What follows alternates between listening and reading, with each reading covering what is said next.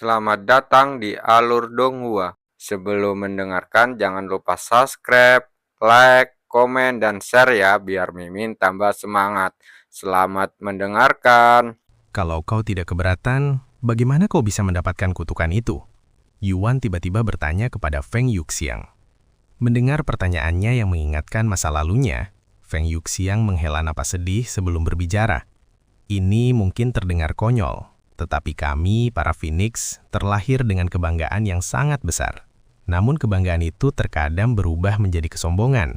Dan dulu sebagai Phoenix muda, saya secara tidak sengaja menyinggung seseorang yang seharusnya tidak saya singgung, sehingga orang itu mengutuk garis keturunan saya dan menyegel kekuatan saya. Yuan menatapnya dengan ekspresi terkejut. Kekuatannya disegel dan garis keturunannya dikutuk, hanya karena dia menyinggung seseorang. Orang macam apa yang dia singgung? Dan seberapa kuatkah orang itu sampai bisa mengutuk garis keturunan Phoenix? Setidaknya kau jujur. Yuro tiba-tiba mendekat. Ngomong-ngomong, apa yang akan kau lakukan dengan darah Phoenix itu, kakakku? Tanya Yuro kemudian. Tentu saja saya akan mengonsumsinya, katanya. Kenapa kakak Yuan?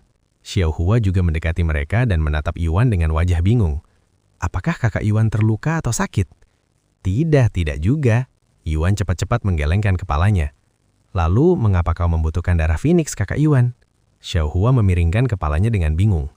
Jika kau tidak terluka, maka ini untuk meningkatkan umurmu. Namun, kakak Yuan masih sangat muda dan belum mencapai batas kemampuannya. Jadi, tidak perlu menggunakan harta karun seperti itu untuk meningkatkan umurnya. Menurut Xiao Hua, hanya kultivator yang telah mencapai akhir umur panjang dan juga batas pertumbuhan mereka yang membutuhkan perolehan umur panjang dari harta karun. Karena itulah satu-satunya cara mereka dapat terus hidup. Ya, ini agak rumit, kata Yuan dengan senyum canggung di wajahnya. Bukannya dia bisa memberitahu mereka bahwa dia ingin melihat apakah darah Felix dapat menyembuhkan tubuhnya di dunia nyata, karena itu akan membuatnya terdengar gila. Ngomong-ngomong, Tuan Muda, saya penasaran, garis keturunan Anda seperti apa? Jika darah Anda dapat melemahkan kutukan orang itu, Anda pasti berasal dari keluarga yang sangat kuat, bahkan lebih kuat dari orang itu. Feng Yuxiang tiba-tiba bertanya kepadanya. Garis keturunan? Tapi aku tidak memiliki garis keturunan yang unik, jawab Yuan. Setidaknya itulah yang tertulis dalam statusnya. Yuan kemudian membuka statusnya untuk berjaga-jaga. Garis keturunan, tidak ada.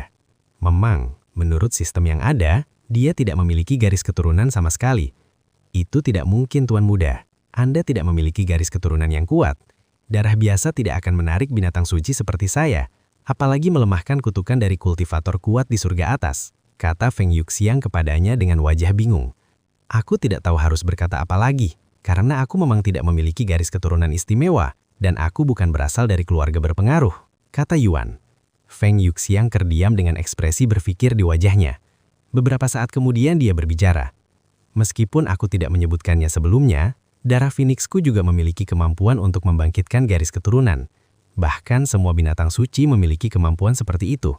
Kalau kau minum darahku, mungkin kau akan mempelajari lebih lanjut tentang garis keturunanmu. Lagi pula, tidak semua orang dilahirkan dengan garis keturunan yang sudah terbangun. Beberapa harus memenuhi syarat atau membutuhkan bantuan dari harta karun untuk membangkitkan garis keturunan mereka. Benarkah? Yuan mengangkat alisnya. Mungkin itu sebabnya sistem tidak dapat mengenali garis keturunannya, karena belum terbangun. Lagi pula kita akan tahu apakah aku memiliki garis keturunan atau tidak setelah aku meminum darah Phoenix. Aku hanya perlu memecahkan lempengan giok itu kan? Tanya Yuan kepada Feng Yuxiang. Izinkan saya membantu Anda, Tuan Muda. Yuan mengangguk dan menyerahkan slip giok itu padanya. Feng Yuxiang kemudian meletakkan gulungan giok di atas kepala Yuan dan berkata, Bukalah mulutmu, Tuan Muda. Yuan mengangkat kepalanya dan membuka mulutnya. Feng Yuxiang kemudian mematahkan gulungan giok itu menjadi dua, dan setetes darah emas keluar dari gulungan giok itu, jatuh langsung ke tenggorokan Yuan. Beberapa saat kemudian, kau telah mengonsumsi setetes darah Phoenix merah tua. Kau telah menghasilkan umur panjang selama 50.000 tahun dengan mengonsumsi darah Phoenix merah tua. Semua cedera dan penyakit Anda telah sembuh. Darah Phoenix merah bereaksi terhadap garis keturunan Anda. Upaya untuk membangkitkan garis keturunan. Gagal. Upaya untuk membangkitkan garis keturunan lagi. Gagal. Upaya terakhir untuk membangkitkan garis keturunan. Gagal. Darah Phoenix merah terlalu lemah untuk membangkitkan garis keturunan Anda. Fisik pemurnian surga diaktifkan. darah Phoenix merah tua telah dimurnikan. Anda telah memperoleh kemampuan regenerasi unggul dari pemurnian darah Phoenix merah tua. Regenerasi unggul. Peringkat, surga. Deskripsi, meningkatkan secara signifikan semua kemampuan regenerasi Anda. Yuan kemudian menatap Feng Yuxiang dan berkata, "Kurasa darah Phoenix merah terlalu lemah untuk membangkitkan garis keturunanku." "Apa? Darahku terlalu lemah?" seru Feng Yuxiang dengan suara terkejut. "Itu terlalu keterlaluan. Darahku memiliki kemampuan untuk membangkitkan semua garis keturunan di bawah tingkat dewa." Namun Feng Yuxiang tiba-tiba terdiam, dan beberapa saat kemudian dia berkata, "Sebenarnya itu masuk akal, karena darahmu mampu melemahkan kutukan orang itu, jadi tidak terlalu mengada-ada untuk mengatakan bahwa garis keturunanmu berada di atas tingkat dewa." Feng Yuxiang menatap Yuan dengan tatapan kagum dan bahkan sedikit rasa takut di matanya. Orang-orang yang dilahirkan dengan garis darah di atas tingkat dewa sangat jarang, dan hanya keluarga-keluarga besar di surga atas yang mampu melahirkan seseorang dengan garis darah sekuat itu. Siapakah Yuan sebenarnya? Dari keluarga kultivasi kuat macam apa dia berasal? Kakak Yuan memiliki garis keturunan yang lebih tinggi dari tingkat dewa. Xiaohua juga menatap Yuan dengan mata besar penuh keterkejutan. Sudah lama ia tidak merasakan seperti ini. Mungkin tidak pernah sejak ia pertama kali menyaksikan Yuan mengonsumsi inti monster. Saat Feng Yuxiang dan Xiaohua menatap Yuan dengan tatapan bingung, Yuro berkata, "Apa saja tingkatan garis keturunan? Meskipun begitu, aku sudah bisa membayangkan betapa kuatnya tingkatan dewa hanya dari namanya saja. Ada banyak tingkatan untuk garis keturunan. Tingkatan terendah adalah tingkatan kerajaan, kemudian tingkatan kekaisaan, dan akhirnya tingkatan dewa. Tentu saja masih ada garis keturunan yang jauh lebih kuat seperti garis keturunan kuno, tetapi Anda hanya melihat orang-orang dengan garis keturunan semacam itu di surga atas, bukan di tempat kecil seperti surga bawah," jelas Feng Yuxiang.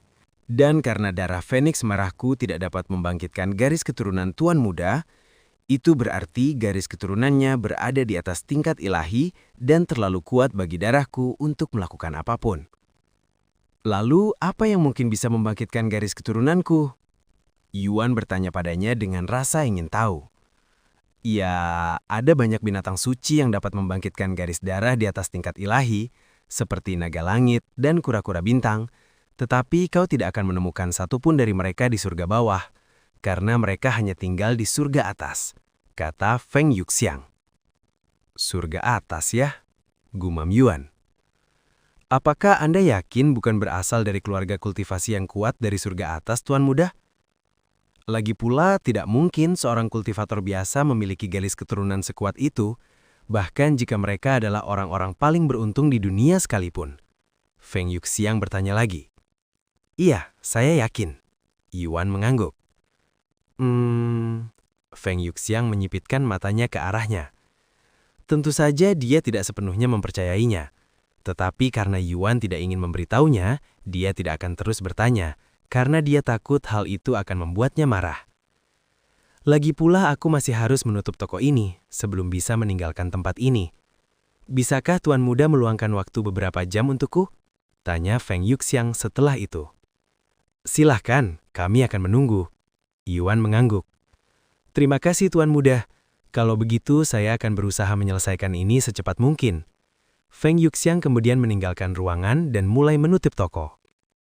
Sementara itu Yuan berkata kepada Yuro, "Yuro, apakah kamu tidak ada les piano hari ini?" Yuro menggelengkan kepalanya dan berkata, Tidak ada pelajaran pada hari Minggu. Namun aku tetap harus memasak sarapan untukmu, jadi aku akan melakukannya sekarang." "Baik," Yuan mengangguk. Setelah Yuro keluar dari game untuk menyiapkan sarapan, Xiaohua tiba-tiba berkata, "Kakak Yuan, bisakah kita benar-benar mempercayai wanita itu?" "Feng, kurasa begitu." Dia mengangguk dengan ekspresi tenang. "Kenapa? Apakah kamu tidak mempercayainya?" "Ya, dia telah melakukan beberapa hal yang tidak terpuji," kata Xiaohua. "Kurasa kesan pertamanya tidak begitu baik. Namun aku bisa merasakan bahwa dia bukan orang jahat di lubuk hatinya, sama sepertimu, Xiaohua," kata Yuan sambil tersenyum, membuat Xiaohua tersipu. "Seperti Xiaohua?" dia bergumam. "Benar, sulit untuk dijelaskan, tetapi entah bagaimana saya bisa mengetahui apakah seseorang itu orang baik atau orang jahat hanya dari auranya. Itu adalah sesuatu yang telah ada dalam diri saya sejak kecil.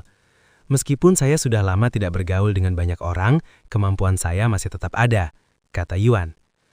Setelah hening sejenak, Xiao Hua mengangguk dan berkata, karena kakak Yuan mempercayai burung itu, Xiao Hua juga akan mempercayainya.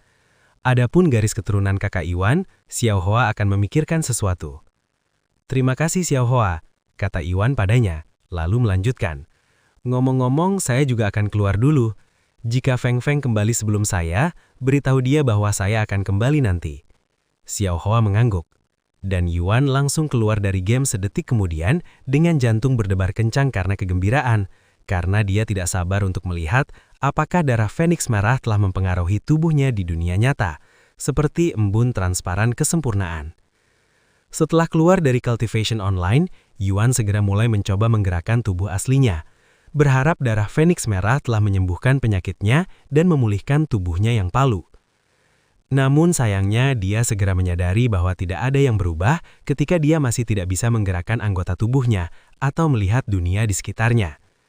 Namun dia tidak patah semangat, dan dia mulai melafalkan teknik kultivasi di dalam kepalanya, berdoa dalam hati agar berhasil. Meskipun tubuhku masih lumpuh, asalkan aku bisa berkultivasi. Dengan pemikiran itu, Yuan kemudian menghabiskan beberapa menit untuk berlatih kultivasi. Rasa sakit itu kembali setelah beberapa saat berlatih, tetapi Yuan tidak menyerah dan mencoba lagi. Dan lagi. Dan lagi. Kenapa? Kenapa tidak ada yang berubah? Tubuhku masih tidak berguna dan aku tidak bisa berkultivasi. Kenapa darah Phoenix merah tidak bekerja seperti embun transparan kesempurnaan? Sialan. Yuan menggertakkan giginya karena frustasi dan berteriak dengan suara rendah namun penuh kesedihan setelah menyadari bahwa dia masih lumpuh dan tidak berguna. Merasa seolah-olah harapannya telah hancur. Namun tepat saat air mata mengalir dari matanya, Yuan tiba-tiba merasakan kehangatan di hatinya, hampir seperti ada nyala api kecil di dalam hatinya. Perasaan hangat ini secara bertahap menjadi semakin panas dan tak lama kemudian mulai menyebar ke seluruh tubuhnya.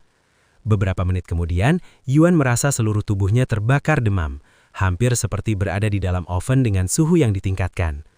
Namun perasaan terbakar ini tidak terasa menyakitkan, begitu juga tidak terasa tidak menyenangkan. Ini? Apakah efek dari darah Phoenix merah? Yuan bertanya-tanya dalam hati, merasa seolah-olah tubuhnya dilalap api seperti Phoenix yang terbakar. Meskipun Yuan tidak mengetahuinya pada saat itu, meridian yang rusaknya sebenarnya sedang dipulihkan oleh darah Phoenix merah sehingga menimbulkan sensasi terbakar di seluruh tubuhnya. Setelah berkeringat deras, sensasi terbakar di tubuh Yuan mulai mereda. Namun nyala api lembut di dalam hatinya tetap ada tanpa peduli berapa lama waktu telah berlalu. Hampir seperti api yang tak pernah padam. Setelah semuanya menjadi tenang, Yuan meluangkan waktu sejenak untuk menjernihkan pikirannya dan mulai melafalkan teknik kultivasi itu lagi. Kali ini Yuan bisa langsung mengenali perbedaannya, dan perbedaannya sangat jelas, seperti bernafas dengan hidung tersumbat dan bernafas normal. Selain itu, meskipun masih ada sedikit rasa sakit saat dia berlatih, rasa sakitnya tidak separah sebelumnya dan sepenuhnya dapat dipertahankan bahkan untuk jangka waktu yang lama. Dan beberapa menit kemudian, Yuan tiba-tiba merasakan sensasi menyegarkan menyebar ke seluruh tubuhnya, mulai dari bagian tengah tubuhnya hingga mencapai ujung anggotanya, membuatnya teringat saat pertama kali ia menjadi seorang kultivator. Perasaan ini, apakah saya sudah menjadi kultivator? Yuan bertanya-tanya dalam hati karena dia ragu. Tanpa sistem yang memberitahunya, dia tidak memiliki bukti atau konfirmasi bahwa ia telah berhasil menjadi kultivator di dunia nyata. Namun satu hal yang pasti adalah kondisinya. Meskipun ia berhasil menjadi kultivator di dunia nyata, tubuhnya tetap lumpuh. Namun begitu, bukan berarti tidak ada perubahan sama sekali pada tubuhnya.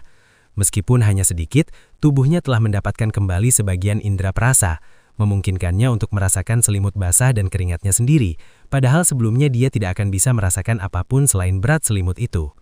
Berhasil! Benar-benar berhasil! Yuan mulai tertawa terbahak-bahak karena keberhasilannya. Apa yang berhasil? Yuro tiba-tiba kembali ke kamar dengan membawa sarapan. Oh, tidak apa-apa, kata Yuan. Dia hanya belum siap untuk memberitahunya sekarang. Tunggu sebentar lagi, Yuro. Begitu aku akhirnya bisa bergerak lagi, senyum misterius muncul di wajah Yuan. Kakak Tian, kenapa badanmu basah kuyup oleh keringat? Yuro segera menyingkirkan selimut basah dari tubuhnya dan melemparkannya ke lantai. Ayo cepat selesaikan sarapan sebelum kamu masuk angin, kata Yuro sambil memulai menyuapinya sup untuk sarapan. Beberapa menit kemudian, Yuro memanggil para pelayan untuk mengganti selimut dan membersihkan spray di kamar Yuro, sehingga mereka bisa tidur di sana lagi. Aku pastikan selimutnya kali ini tidak terlalu tebal agar kau tidak berkeringat seperti itu lagi, kata Yuro kepadanya sebelum mereka memasuki dunia kultivasi lagi. Sepertinya Feng Feng masih berusaha menutup toko, kata Yuan setelah tidak melihat wajahnya di ruangan itu. Sembari menunggu Feng Feng selesai menutup toko, Yuan bertanya kepada Xiaoha. Bagaimana seseorang yang baru saja menjadi kultivator bisa tahu bahwa dia benar-benar telah menjadi seorang kultivator? Meskipun Xiaoha bingung mengapa ia menanyakan pertanyaan yang begitu mendasar, tetapi Xiaoha tetap menjawabnya. Ketika seseorang menjadi kultivator untuk pertama kali, mereka akan dapat merasakan semburan energi spiritual di dalam tubuh mereka. Rasanya menyegarkan kan? Tanya Yuan. Benar, Xiaoha mengangguk. Apalagi? Nah, mereka akan dapat merasakan energi spiritual di udara. Jika seseorang tidak dapat merasakan Qi Roh, itu berarti mereka belum menjadi kultivator. Ah, benar sekali. Merasakan energi spiritual di udara. Bagaimana mungkin aku melupakan hal mendasar seperti itu? Yuan menghela nafas dalam hati. Kegembiraannya karena berhasil berkultivasi telah mengacaukan kemampuannya untuk berpikir jernih. Setelah menanyakan beberapa pertanyaan dasar lagi tentang kultivator kepada Xiaoha, Yuan duduk di tempat tidur Feng Yuxiang dan berlatih kultivasi sambil menunggu kepulangannya. Sekitar 2 jam kemudian, Feng Yuxiang kembali ke kamar dengan tubuhnya sedikit berkilauan karena keringat. Maafkan saya karena membuat Anda menunggu begitu lama, Tuan Muda. Saya mengalami beberapa masalah, tetapi akhirnya saya telah menutup toko, kata Feng Yuxiang kepadanya. Seandainya bukan karena beberapa orang yang enggan memohon padanya untuk tetap tinggal di kota Phoenix, pastilah ia akan menyelesaikan urusannya jauh lebih cepat. Namun, sebagai salah satu tokoh terkemuka dan pemilik salah satu toko paling terkenal di kota Phoenix, sudah pasti kepergiannya yang tiba-tiba akan mengejutkan banyak orang di kota itu, terutama keluarga dan individu yang berpengaruh. Jangan dipedulikan, kata Yuan, lalu melanjutkan. Ngomong-ngomong, aku punya pertanyaan lain mengenai darah Phoenix merahmu. Apakah darah itu memiliki efek lain selain menyembuhkan luka, meningkatkan usia panjang dan membangkitkan garis keturunan? Efek lain lagi ya? Feng Yuxiang segera memejamkan matanya untuk berpikir. Setelah berpikir sejenak, ia tiba-tiba membuka matanya dan berkata, "Oh, benar, darahku juga bisa menyembuhkan meridian seseorang." Memulihkan meridian? Xiaoha memang pernah menyebutkan hal seperti itu sebelumnya. Mungkin itulah alasan frustasiku. Sekarang darahnya telah memulihkan meridianku. Aku akhirnya bisa berkultivasi. Setelah berpikir sejenak, Yuan menoleh ke arah Feng Yuxiang beberapa saat kemudian, lalu mendekatinya dengan senyum lebar di wajahnya. Terima kasih Feng Feng. Meskipun kau mungkin tidak menyadarinya, kau telah menyelamatkan hidupku dengan darahmu. Sebagai balasannya, berapapun darah yang kau inginkan dariku atau kapanpun kau menginginkannya, aku akan senang hati memberikannya kepadamu. Yuan tiba-tiba membuka lengannya dan memeluk tubuh langsing Feng Yuxiang dengan erat. Suaranya dipenuhi kegembiraan. Tuan Muda, Feng Yuxiang panik ketika Yuan tiba-tiba memeluknya, karena ia langsung merasakan tatapan tajam Xiaoha ke arah mereka. Namun ia juga tidak berani mendorong Yuan kejauhan, karena itu bisa dianggap tidak sopan. Apalagi ia sudah mengatakan kepada Yuan bahwa ia bisa melakukan apa saja yang diinginkan pada tubuhnya, dan mendorongnya kejauhan akan bertentangan dengan janjinya. Beberapa saat kemudian, setelah Yuan melampiaskan semua kegembiraannya melalui pelukan itu, ia melepaskan Feng Yuxiang yang tampak berkeringat lebih banyak dari semenit yang lalu. Ngomong-ngomong, apakah kau siap ikut dengan kami? Tanya Yuan kepada Feng Yuxiang setelah itu. Feng Yuxiang mengangguk dan berkata, "Kemanapun Tuan Muda pergi, saya akan mengikutinya."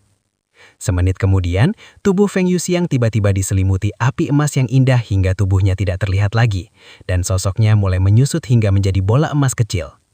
Saat Yuan tercengang, Feng Yuxiang yang sekarang menjadi bola api emas terbang langsung ke dada Yuan tepat di jantungnya, menghilang dari ruangan dan masuk ke dadanya, dan Yuan merasakan sensasi hangat di hatinya setelah itu, hampir seperti jantungnya pun dilalap api. Sensasi ini, perasaan hangat dan menyenangkan di hatinya sangat familiar dan dengan cepat mengingatkannya pada perasaan serupa yang bisa dirasakan di tubuhnya sendiri. "Apa kau baik-baik saja, Kakak Yuan? Apakah kau merasakan sakit?" Tanya Xiaoha setelah Feng Yuxiang masuk ke tubuhnya. Yuan menepuk tubuhnya dan mengangguk beberapa saat kemudian, "Ya, semuanya baik-baik saja. Aku tidak terluka dan tidak merasa tidak nyaman." Lalu dia menoleh ke arah Yurao dan menyerahkan ketiga buah roh kepadanya sambil berkata, "Ini buah rohnya. Kau akan membutuhkannya untuk menjinakkan binatang buas. Namun Yurao hanya menerima 2 di antaranya dan berkata, "Kau bisa menyimpan yang terakhir, kakak. Aku hanya butuh 1 lagi sebagai cadangan." Meskipun Yuan sebenarnya tidak membutuhkan buah roh itu, dia tetap mengangguk. Jika Yurao membutuhkan yang lain, dia bisa menawarkannya lagi saat itu juga. Setelah menyimpan buah roh itu, Yuan berkata, "Kalau begitu, sekarang mari kita carikan seorang pelayan untukmu." Namun Yurao menggelengkan kepalanya dan berkata, tidak apa-apa kakak. Hanya tinggal beberapa jam lagi sebelum aku harus bersiap-siap ke sekolah lagi. Aku lebih suka menghabiskan waktu ini untuk menikmati permainan santai bersamamu." Yuan segera mulai berpikir. Sesaat kemudian ia berbicara dengan ekspresi ceria di wajahnya. "Aku tahu. Kenapa kita tidak pergi makan di restoran saja? Aku yakin kamu belum pernah merasakan makanan luar biasa di dunia ini." "Makanan ya? Kudengar kau bisa merasakan makanan itu seolah-olah itu makanan sungguhan." Yurao mengangguk penuh minat. "Benar sekali. Dan rasanya sangat enak," kata Yuan dengan suara bersemangat. "Baiklah, ayo pergi." Yurao setuju beberapa saat kemudian. Mereka meninggalkan ruangan tak lama kemudian dan mulai berjalan menuruni tangga. Ketika sampai di lantai 5, mereka menyadari bahwa semua etalase kosong dan barang-barang berharga telah dikeluarkan. Namun itu sudah diduga karena Feng Yuxiang telah menutup toko ini. Begitu mereka sampai di lantai pertama, Yuan berkata dengan lantang, Feng, apa yang harus kita lakukan dengan tempat ini?" Sesaat kemudian, suara Feng Yuxiang bergema di benaknya, seolah-olah dia tinggal di dalam kepalanya. "Anda bisa membiarkannya saja seperti itu, Tuan Muda. Manajer berikutnya akan mengurus semuanya." "Saya mengerti." Yuan mengangguk. "Apakah dia berbicara padamu dari dalam? Kenapa aku tidak bisa mendengar suaranya?" tanya Yurao dengan tatapan penuh rasa ingin tahu. "Aku sedang berbicara dengan Tuan Muda melalui indera ilahi." Suara Feng Yuxiang tiba-tiba bergema di kepala Yurao. "Wow, luar biasa. Berbicara langsung dengan orang lain melalui pikiran mereka itu seperti telepati," seru Yurao. Beberapa saat kemudian mereka melangkah keluar toko. Namun mengejutkan Yuan, kerumunan orang telah berkumpul di luar toko seolah-olah sedang terjadi demonstrasi. Apa yang terjadi di sini? Mengapa ada begitu banyak orang di sini?" Yuan terkejut melihat kerumunan yang mengelilingi seluruh bagian depan toko, menghalangi pandangannya. Selain itu, semua orang ini memiliki aura yang kuat atau pakaian mewah di tubuhnya, yang menunjukkan bahwa mereka semua adalah ahli atau berasal dari keluarga yang kaya. "Siapakah Anda? Di mana Nyonya Feng?" Orang-orang di luar langsung menanyakan mereka setelah melihat mereka keluar dari toko. Saat Yuan sedang mempertimbangkan bagaimana harus menjawab, suara Feng Yuxiang bergema di benaknya. "Tuan Muda, katakan saja kepada mereka bahwa saya sedang tidur di kamar saya dan tidak ingin diganggu oleh siapapun sementara waktu jika mereka ingin saya mempertimbangkan kembali keputusannya." Yuan kemudian mengulangi kata-katanya kepada orang-orang di luar meskipun tidak mengetahui konteksnya.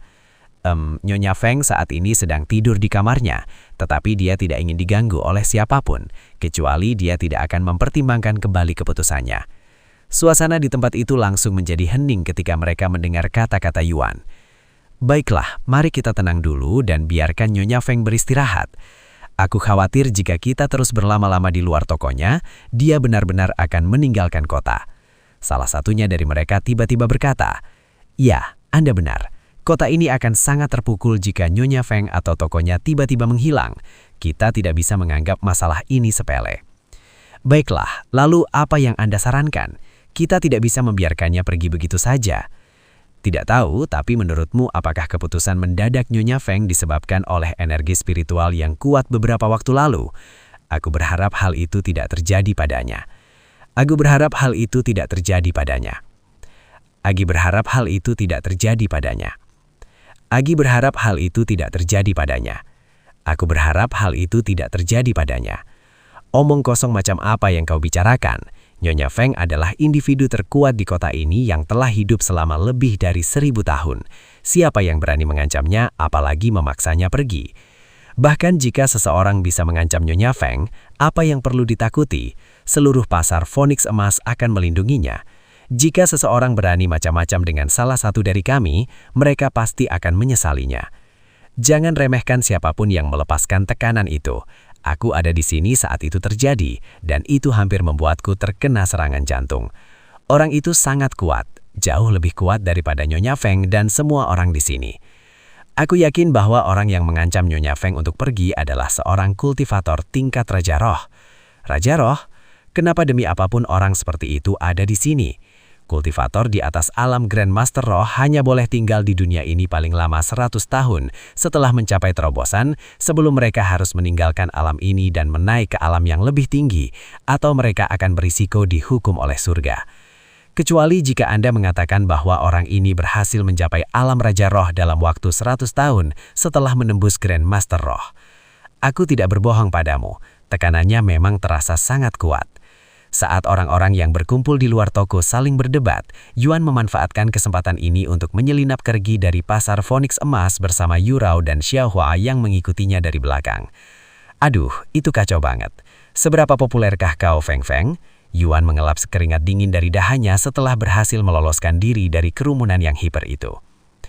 Aku sudah berada di kota ini sejak turun dari surga atas, dan karena kultivasiku yang tinggi, orang-orang dengan cepat mulai menganggapku sebagai semacam pelindung tempat ini, jelas Feng Yuxiang.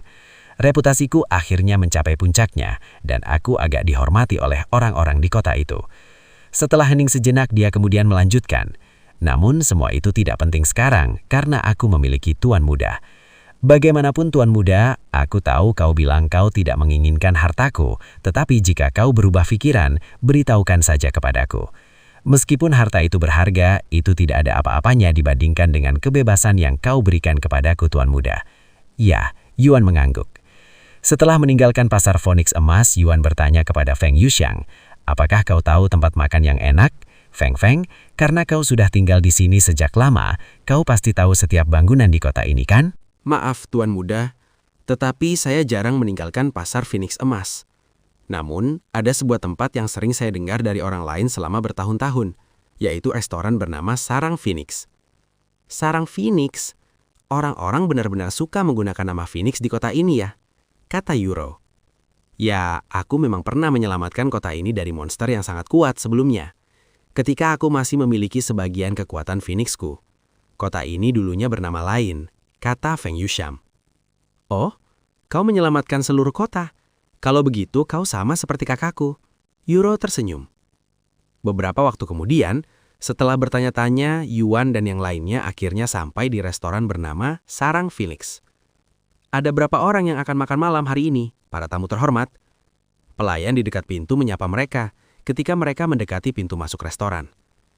3, kata Yuan. 3 kan? Silakan ikuti saya. Pelayan kemudian membawa mereka ke sebuah meja kecil dan berkata, itu menunya. Angkat saja tangan Anda jika siap memesan dan seseorang akan segera melayani Anda. Terima kasih, kata Yuan sambil mengambil menu dan mulai membolak-balik halamannya. Pesan saja apapun yang kamu mau, kata Yuan kepada Yuro. Namun Yuro duduk di sana dengan ekspresi linglung di wajahnya, seorang sedang berpikir keras.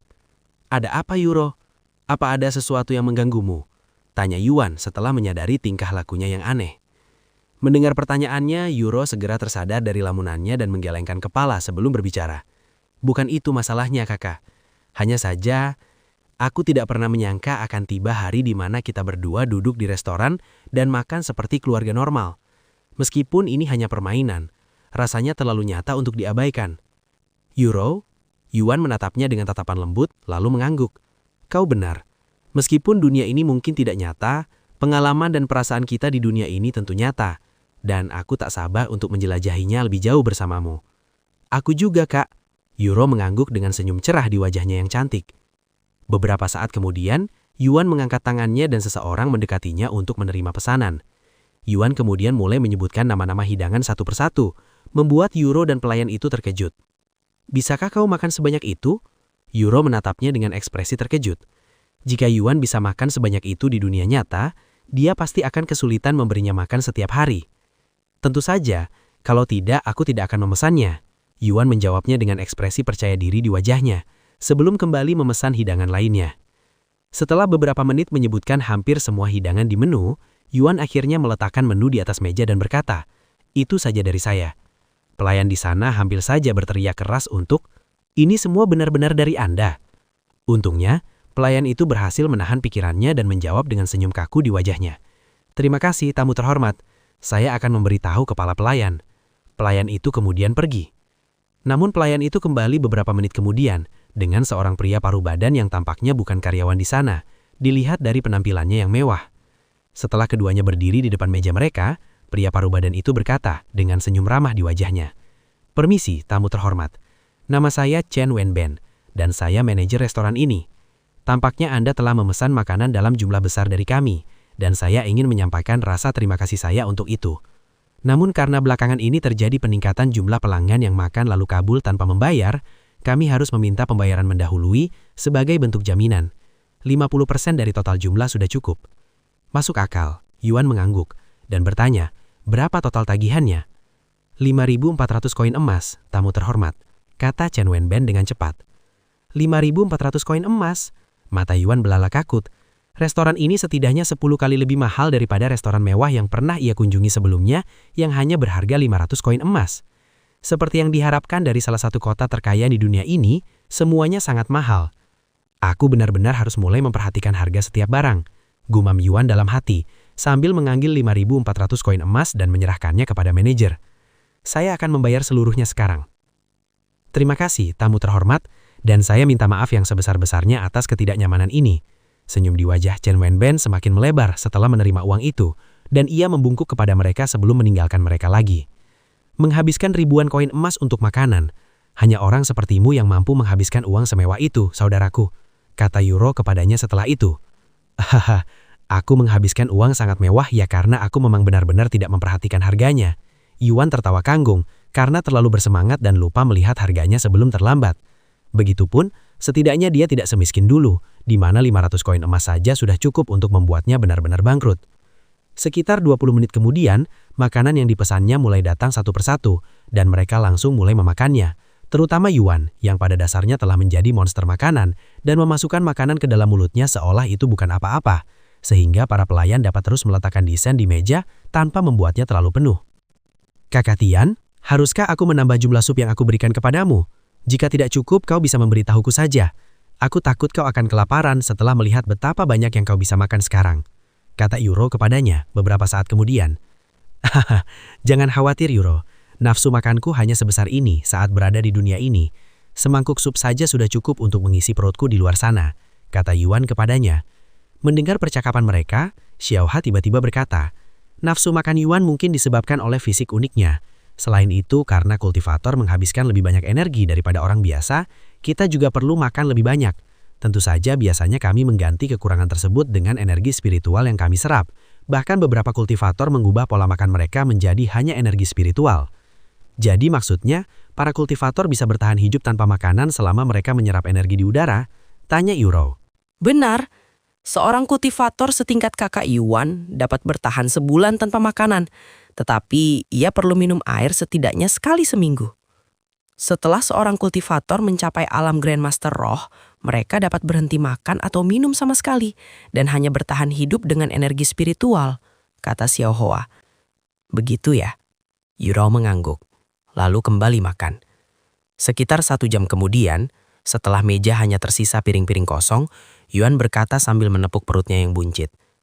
"Apa yang harus kita lakukan sekarang, Yuro? Apakah kau bahkan tidak bisa melakukan apapun selain duduk dalam keadaan seperti itu, Kak?" Yuro menjawab sambil tersenyum. "Aku akan baik-baik saja," dia mengangguk. "Well, aku juga sudah kenyang, jadi aku tidak ingin melakukan apapun sekarang. Namun, aku tidak ingin hanya duduk diam dan tidak melakukan apa-apa. Jadi, mari kita jelajahi kota ini sampai tiba waktunya aku pergi," saran Yuro. "Kedengarannya bagus," kata Yuan. Setelah duduk-duduk beberapa menit lagi, Yuan dan Yuro melanjutkan berjalan-jalan di sekitar kota, hampir seperti sedang berjalan-jalan di taman.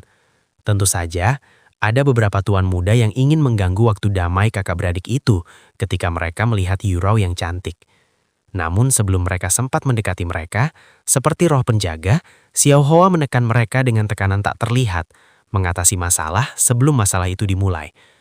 Meskipun Xiaohua menganggap Yuro sebagai saingan untuk mendapatkan perhatian Yuan, ketika dia melihat kegembiraan di wajah Yuan setiap kali dia berbicara atau bahkan menatap Yuro, dia tidak bisa membiarkan siapapun mengganggu kebahagiaan itu, karena dia takut harus mengalami aura dingin yang berasal dari Yuan lagi setiap kali seseorang mengganggu Yurao di hadapannya.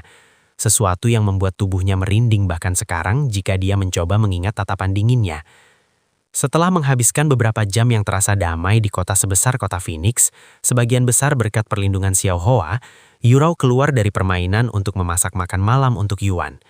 Yuan memutuskan untuk tetap bermain selama beberapa menit lagi untuk menghabiskan waktu bersama Xiao Hoa sampai waktu makan malam tiba. Setelah keluar dari akun, Yurao mulai memberinya makan malam.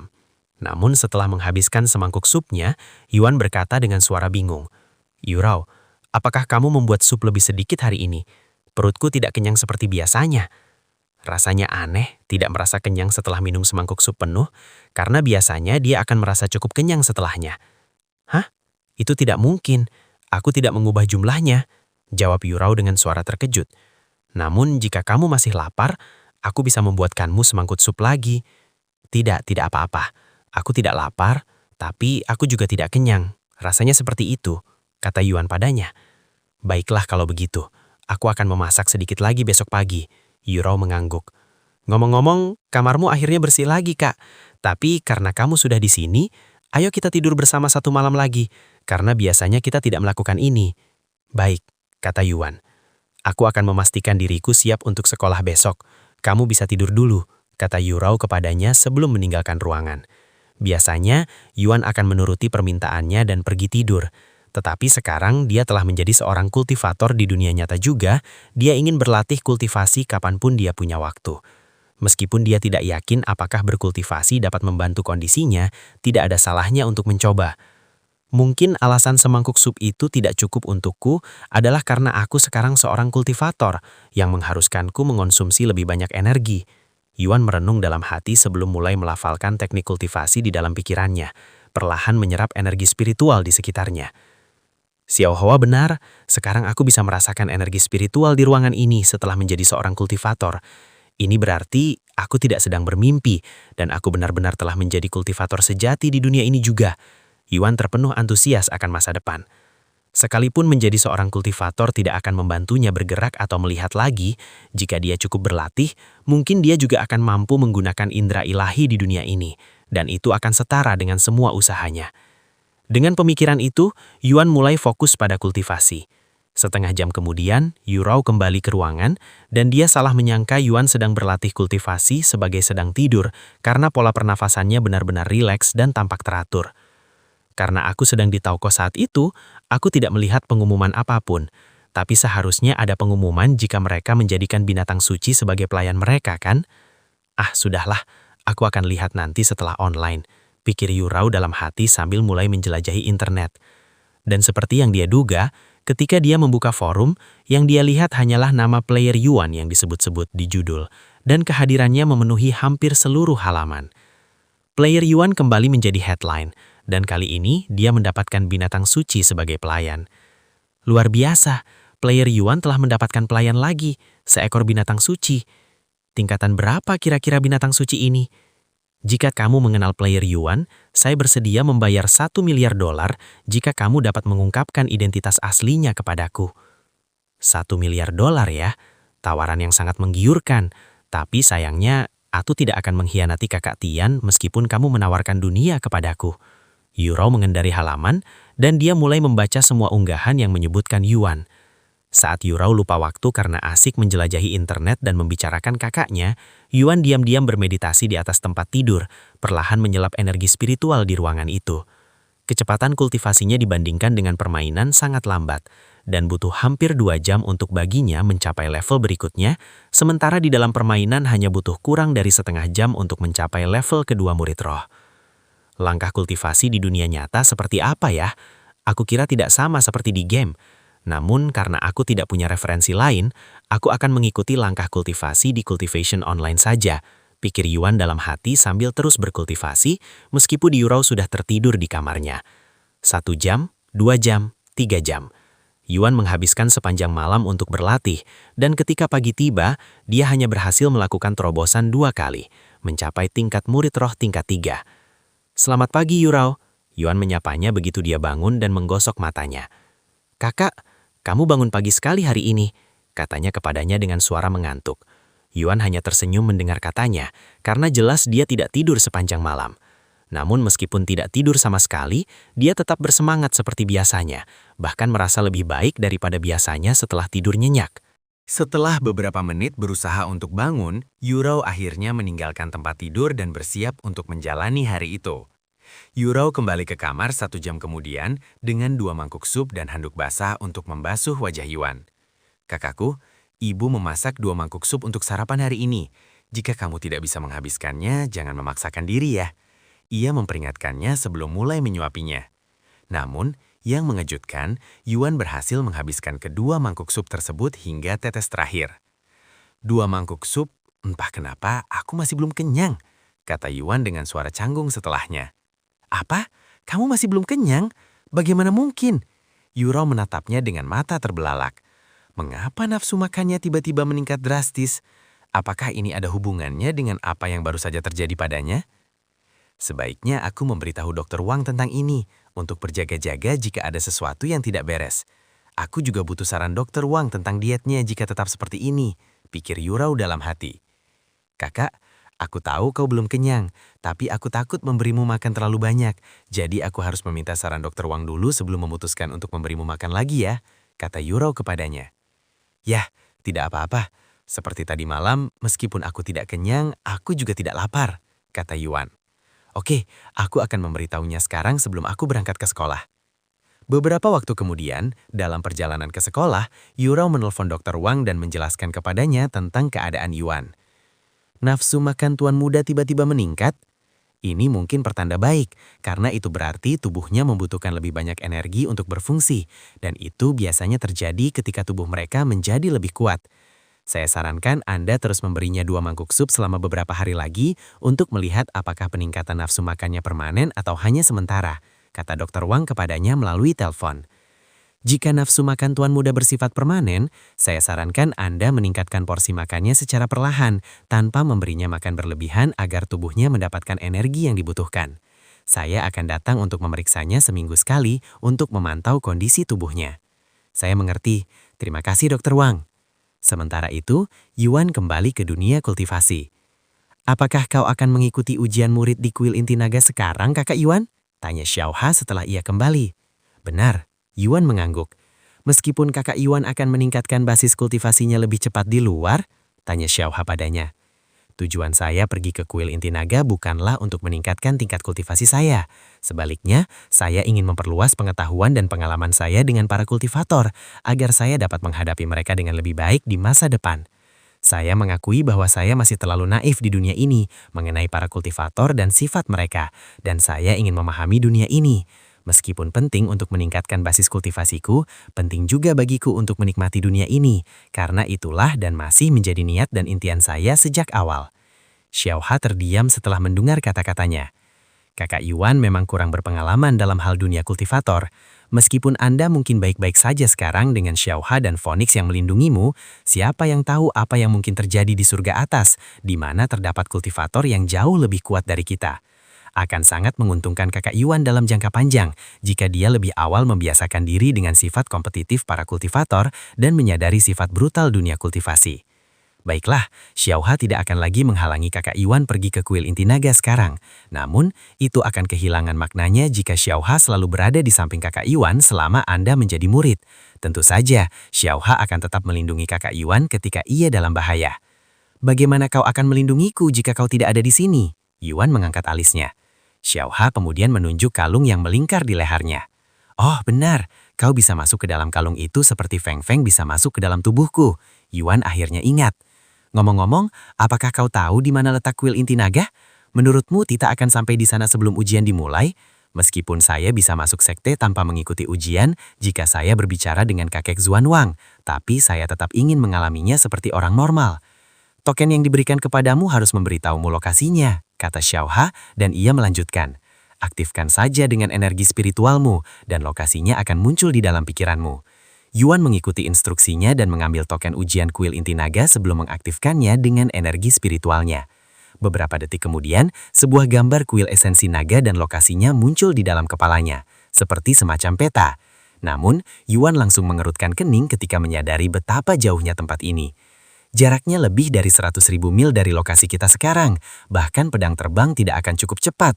Kecuali kita menggunakan alat teleportasi lagi, kurasa kita tidak akan sampai tepat waktu untuk ujiannya, desahnya.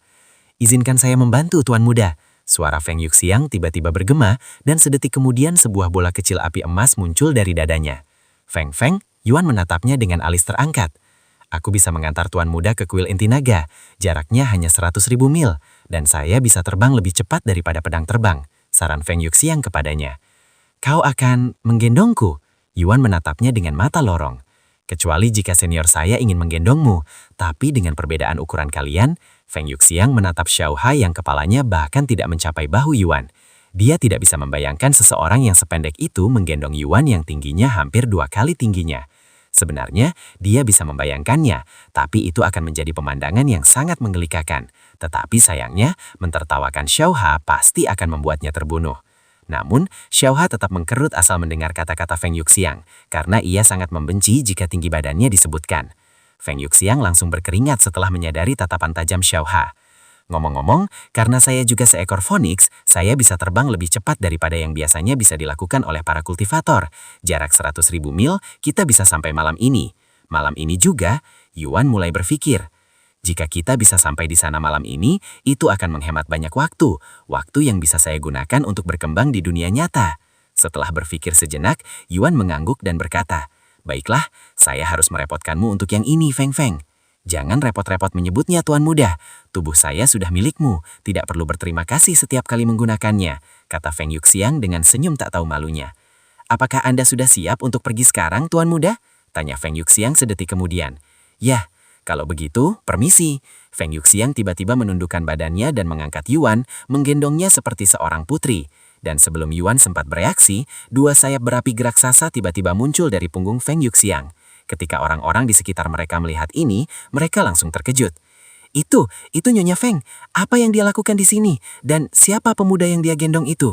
Feng Yuxiang meninggalkan kegaduhan yang ia timbulkan dan segera terbang ke langit sambil berteriak keras seperti yang dilakukan Yurao pertama kali merasakan terbang dengan pedang terbang. "Ke arah mana aku harus pergi, Tuan Muda?" tanya Feng Yuxiang setelah mereka berada di atas seluruh kota dan hampir menyentuh awan. "Ke arah sana." Yuan menunjuk ke arah timur sesuai dengan peta di kepalanya. Feng Yuxiang mengangguk dan sayap berapinya berkepak sekali sebelum mulai melayang ke arah timur meninggalkan jejak api keemasan di langit. Sementara itu, Xiao Ha mengikuti mereka dari belakang. Namun, meskipun memiliki tingkat kultivasi Raja Roh, dia harus mengeluarkan banyak usaha untuk mengimbangi kecepatan mereka. Namun, itu memang sudah bisa diduga karena Phoenix dikenal mendominasi langit dengan teknik terbang mereka.